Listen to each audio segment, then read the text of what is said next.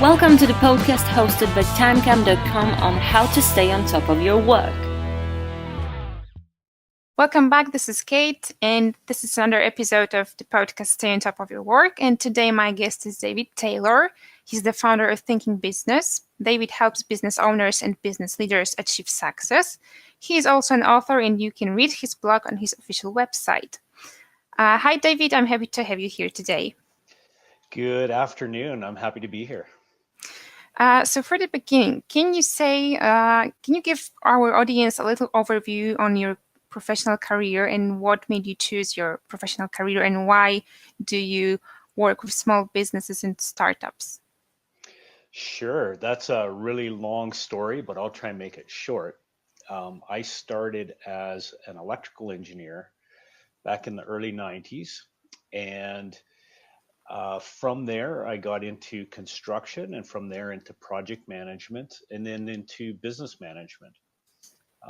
And out of all those areas, I really like the business side of things the best. And I've run small businesses and had the opportunity to run businesses with a portfolio of over $1 billion and loved the whole idea of jumping in and working with people and working with customers and building something that everybody could be proud of. So recently I started my own consulting company called Thinking Business, and we help businesses get established and stay focused and hit their targets and their goals. So can you tell me how to run a successful business? Do you think that we should use some strategies, some methodologies, or not really? What is your point on that? Yeah, so every business is different and every industry is different. But the common thing about all businesses and even not for profits is all of them, everybody, every organization of every type needs some sort of a strategy to be successful. You can run for quite a while probably without having a very well-defined strategy, but if you ever want to hit the goals and targets that you are dreaming of, you can't do that without having a very well-defined strategy and really focusing on what you do best and hitting the marketplace in that area. So when we talk about different types of businesses, we have startups and small businesses, and I'd like to focus on these.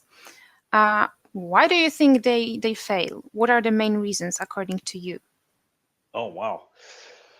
Well, there's lots of reasons for failure of small businesses, everything from cash flow, maybe not getting the idea into the marketplace fast enough and get it tested to see if it's actually viable.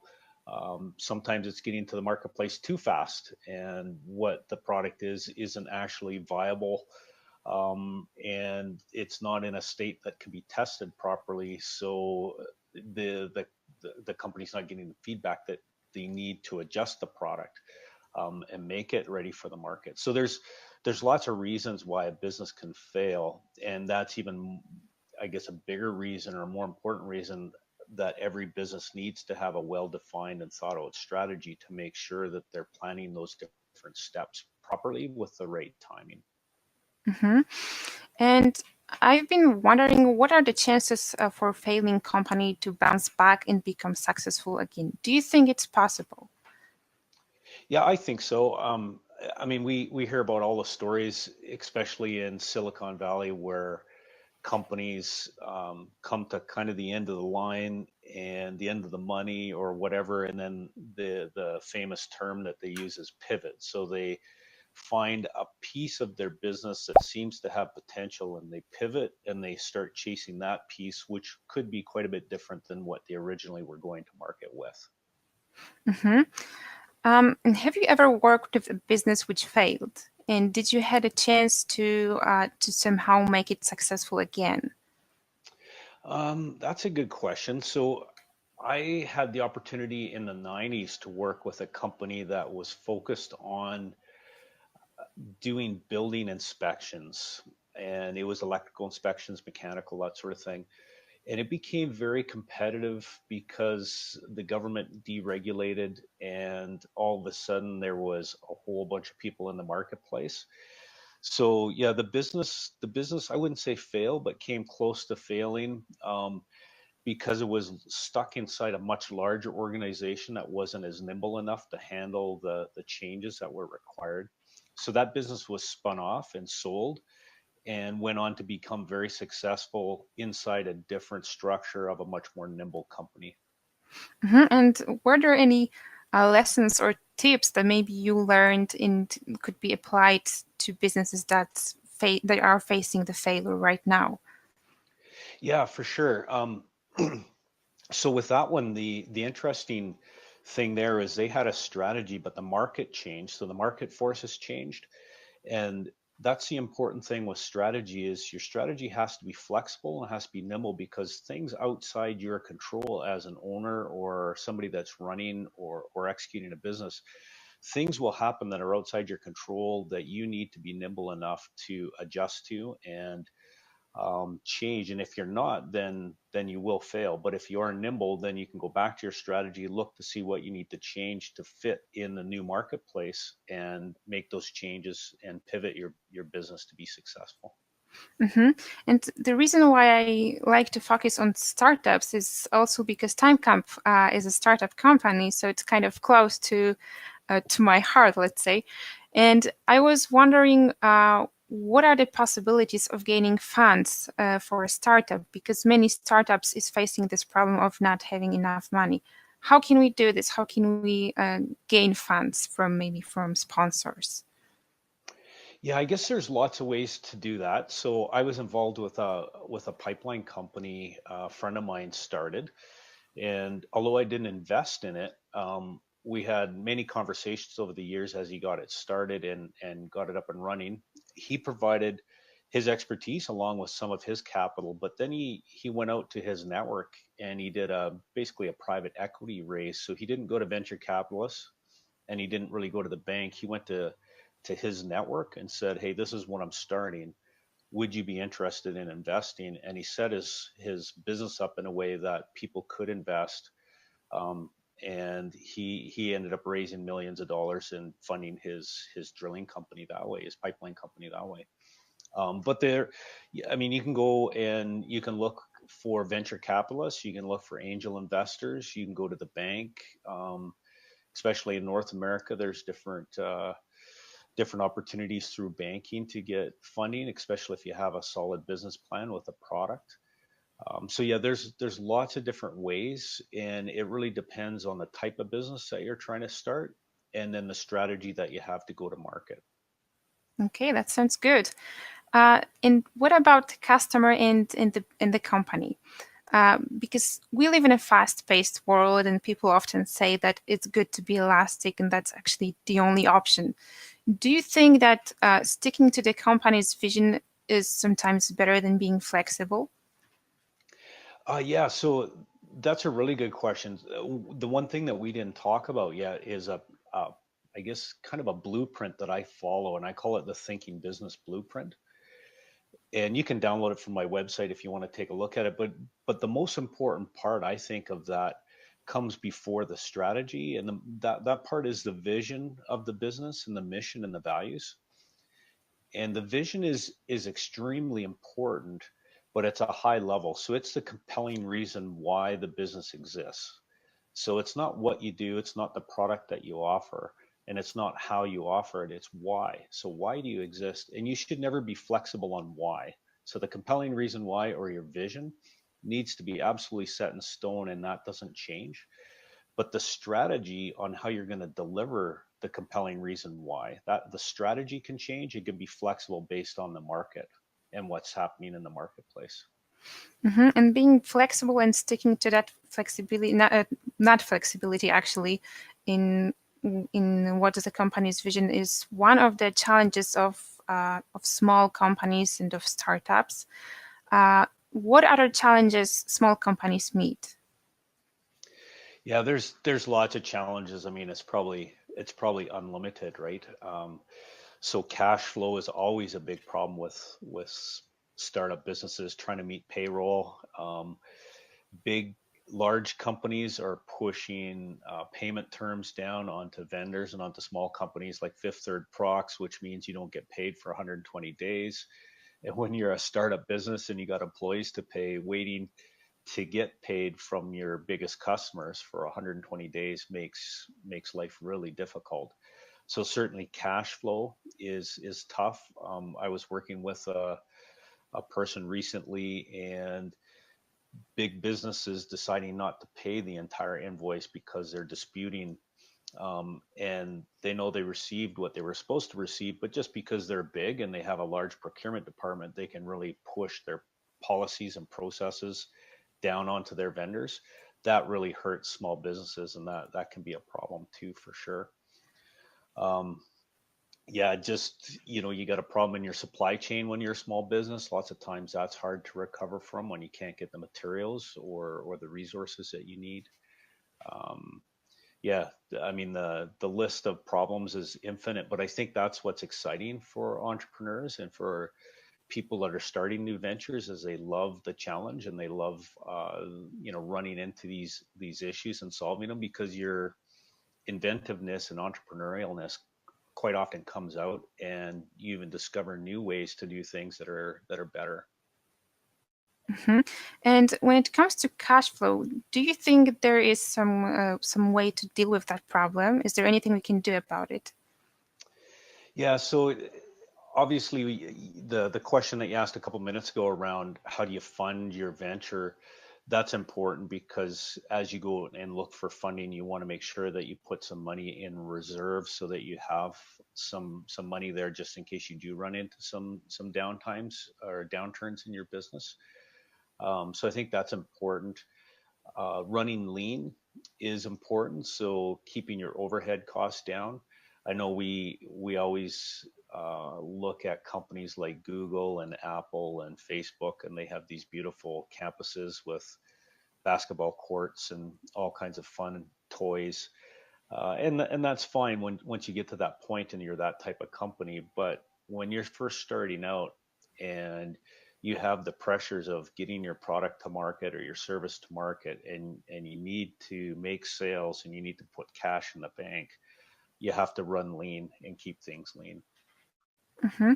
And I was actually wondering on when you mentioned Google, uh, on the position on the market of the small companies versus big companies. Mm. How does it, work? Is it possible to achieve success among so many huge companies? What do you think about that? Yeah, so I think I've worked in both. So working in a small company, small companies tend to be very nimble and they're very entrepreneurial. So lots of great ideas in small companies, and the flexibility and the nimbleness to develop those ideas. In North America, we use the term skunk work. So you build these products or services with small teams. Lots of times people are really motivated. They work hard, even on their own time, to pull these products together. That doesn't happen as much in large businesses. They're more stuck in processes and procedures and bureaucracy, and that tends to limit how nimble and flexible and inventive they can be. So what then happens is those large companies like Google will go buy the nimble companies because they see a product or a service that they really like and they know how to integrate it into their larger business. So they'll go buy the smaller businesses, and you see that with Facebook and Google and Apple. You see that all the time, where they buy a really interesting technology and then leverage it into their business. And do you think it's possible to stay independent from such huge companies and still achieve success? Or maybe not really. Maybe you have to be a part of, for example, Google or something bigger. Yeah, that's a good question too. I think if you want to stay independent, that's totally up to you. I think if you have a great product, you can stay independent and you can build that product. I mean, that's how Oracle, that's how SAP, that's how Google, Apple, they all started small and they grew into what they are today because they chose to stay independent. So I think definitely you can do that. Um, Obviously, if you want to grow into a behemoth like those companies, you're going to have to have a really solid product and probably multiple product lines to get to that size. Mm-hmm. Okay, so let's switch now to the more creative part of this interview. This is always part of every podcast I do. You are the author of book Strength Zone: Discover Your Place of Maximum Effectiveness. Can you say a little bit more about the book? What is it about, and why we should read it? Sure. That book originated from some of the struggles I was having running a large project. So we had a large offshore oil platform that we were building off the coast of Angola. And at the time, it was the deepest water, highest production facility that had ever been built. And I was managing that from the business perspective and frustrated because we would have a need for different types of engineers and we go find the best engineers we could find with the best marks in university. We bring them on board and they wouldn't fit into the team or they would fail. And it wasn't because they didn't have the IQ, it was because they just didn't fit into the team. So what Strength Zone, what I discovered and then wrote Strength Zone that documented that is you have to look at people's strengths individually, not just their intellectual IQ. So you have to look at what do they value as people, and do their values fit into the values of the team and the company that you're hiring them into. So you have to look at values. You have to look at their personality and communication style. So some people are very direct in their communication style and communicate via bullet points.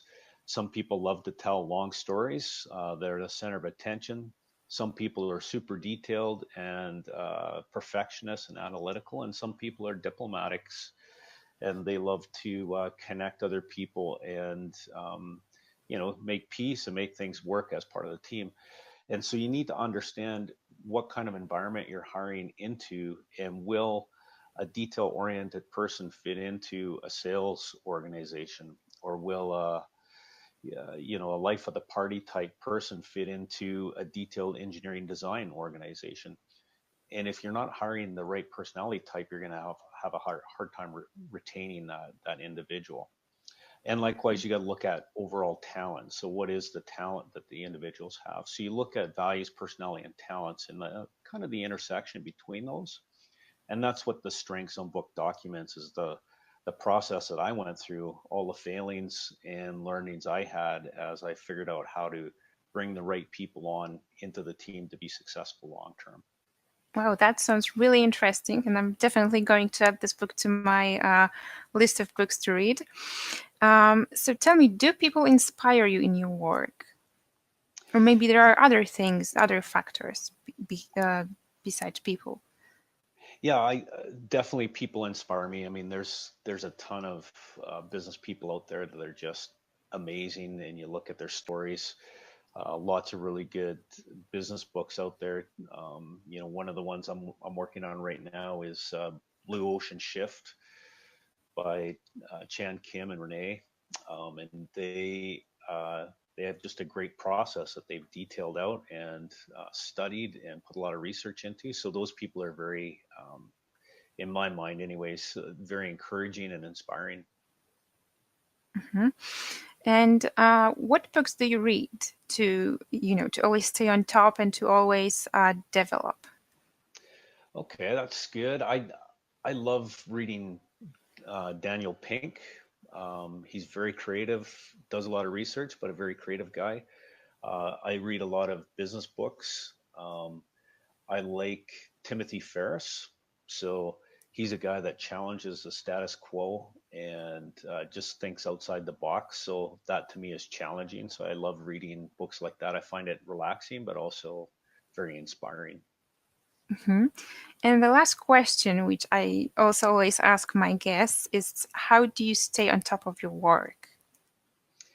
Wow. Yeah, that's there is so much to do all the time. So trying to prioritize, I definitely have a pretty solid plan for the year, and I take my what I want to accomplish in the year and basically divide it by 12 and say this is what I gotta have to accomplish in the month, and translate that down into weeks and then into the days. So I track some very important KPIs for myself and for my business, and watch those develop through the month and the quarter and the year to make sure that I'm on track. And anything that detracts or takes away from me hitting those goals, I try and limit. And anything that adds to those or helps me achieve those quicker, definitely make room in my calendar for those sorts of things. Great. David, it was my pleasure to talk to you. I really enjoyed the interview. I hope you did as well. Yes, it was very good. I appreciate your time and appreciate the interview. Thank you very much. So we got some great tips from David today. I bet you want to know more about him and his services. So make sure to check out the information about David, which you will find below the podcast. Get in touch with him to know more and to achieve success with your business. And I see you next week. Bye-bye. This podcast was brought to you by Tancam. You can listen to it on iTunes and SoundCloud. Subscribe to get more content and always stay on top of your work.